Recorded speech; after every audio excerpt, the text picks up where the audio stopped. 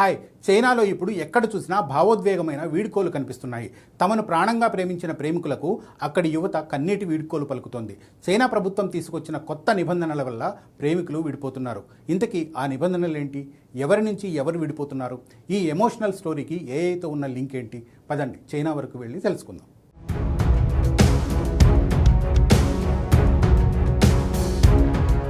Companion bots వాడుతున్న యూజర్లు తమ వర్చువల్ స్నేహితులకు గుండెలు పిండేసేలా వీడ్కోలు పలుకుతున్నారు.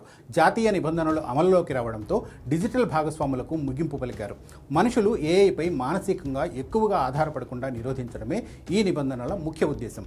ప్రపంచవ్యాప్తంగా AI boy friends, girl friends trend వేగంగా పెరుగుతుంది.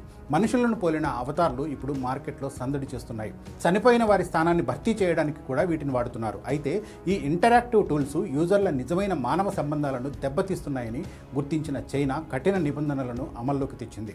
బైట్ డాన్స్ సంస్థకు చెందిన దూబావో, అలీబాబా క్వెన్, టెన్సెంట్, యువాన్ బావో వంటి ప్రముఖ ఏఐ సంస్థలు తమ కస్టమ్ ఏఐ ఏజెంట్ల ఫీచర్లను నిలిపేస్తున్నట్లు ప్రకటించాయి. ప్రభుత్వం విధించిన డెడ్లైన్ కంటే ముందే ఈ సేవలను ఆపేశారు.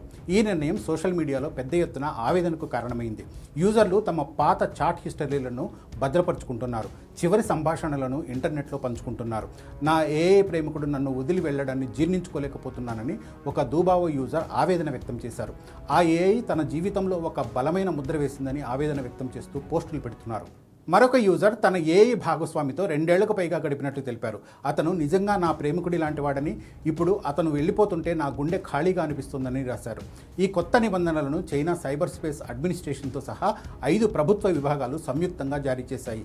టెక్స్ట్, ఆడియో, వీడియో రూపంలో ఉండి మానవ లక్షణాలను ప్రదర్శించే ఏఐ టూల్స్పై ఇవి ప్రధానంగా దృష్టి సారించాయి. సేవలు అందించే ప్లాట్ఫామ్లు విధిగా కొత్త నిబంధనలను అమలు చేయాలని ప్రభుత్వం ఆదేశించింది. ప్రభుత్వ అధికారాన్ని దెబ్బతీసే కంటెంట్ను డిజిటల్ హ్యూమన్స్ సృష్టించకుండా కొత్త నియమాలు నిషేధించాయి. మైనర్లకు వర్చువల్ భాగస్వాములను అందించడానికి పూర్తిగా బ్యాన్ చేశారు. కస్టమర్ సర్వీసు, వర్క్ అసిస్టెంట్లు, స్టడీ ఎయిడ్స్ వంటి ఎమోషనల్ ఇంటరాక్షన్ లేని సేవలకు ఈ నిబంధనలు వర్తించవు. చైనా డిజిటల్ హ్యూమన్ పరిశ్రమ విలువ గత ఏడాది సుమారు 4.1 బిలియన్ యువాన్లుగా నమోదైంది. ఇది ఏటా భారీ వృద్ధిని నమోదు చేస్తోంది. కామన్ సెన్స్ మీడియా చేసిన ఒక సర్వేలో దిగ్భ్రాంతికర విషయాలు వెల్లడయ్యాయి. అమెరికాలోని ప్రతి 4 టీనేజర్లలో 3 ఏఐ భాగస్వాములను వాడుతున్నట్టు తేలింది. క్యారెక్టర్ ఏఐ, రెప్లికా, నోమి వంటి ప్లాట్ఫామ్లలో వ్యక్తిగత సంభాషణల కోసం వీరు సమయం గడుపుతూ ఉన్నారు. ఒంటరిగా ఉండే వృద్ధులను లక్ష్యంగా చేసుకుని కూడా కంపెనీలు ఇలాంటి ఉత్పత్తులను తయారు చేస్తున్నాయి. అమెరికాలోని ఎల్ఈక్యూ, దక్షిణ కొరియాలోని వృద్ధాశ్రమాలలో వాడుతున్న చాట్ జీపీటీ ఆధారిత కేర్ డాల్స్ ఇందుకు ఉదాహరణ.